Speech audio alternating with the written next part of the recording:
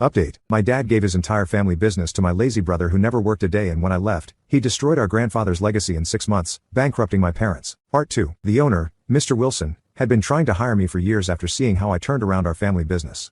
The pay is actually 30% better than what I made at our shops, and for the first time in 12 years, I have normal working hours. No more sleeping at the shop or missing holidays.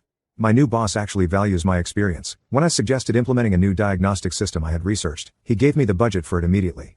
But here's where things get interesting. About a week after I left, my phone started blowing up with calls from our old customers. At first, I ignored them, not wanting to get involved. But then Mrs. Chen called. She's been bringing her family's cars to us since my grandfather's time. She was almost in tears explaining how her car had been damaged during a simple oil change at our old shop. Turns out, Jake's big modernization plan involved firing most of our experienced mechanics, including Tom who'd been with us for 15 years, and replacing them with fresh graduates who would work for minimum wage. Jake also implemented a new computerized booking system without any backup plan. According to Mrs. Chen, the system double books appointments constantly, leading to hours-long waits. Even worse, they lost all the service histories we had carefully maintained over the years. These records were crucial because they helped us anticipate problems specific to each vehicle. Several of our loyal customers have now followed me to Wilson Motors, not because I poached them, but because they trust me with their vehicles. The situation really blew up yesterday when my father called. I thought maybe he was finally going to apologize, but no, he demanded I hand over my personal customer contact list and come in to train the new mechanics before they lose more business. He acted like I owed them this, completely ignoring how they had pushed me out.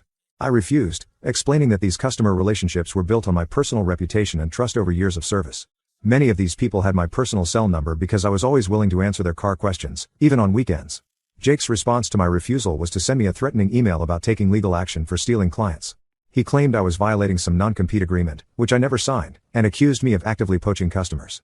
The truth is, I never reached out to a single client. They found me because Jake's mismanagement was running our family's reputation into the ground. The most shocking development came through Mark, our old parts supplier. He told me Jake has already taken out a $2 million business loan to start his modernization plan. He's talking about turning our family-owned shops into some sort of high-tech franchise operation, complete with a mobile app and automated diagnostic systems. The problem is, he doesn't understand that our business was built on personal relationships and trust, not flashy technology. My mother showed up at my apartment last night crying.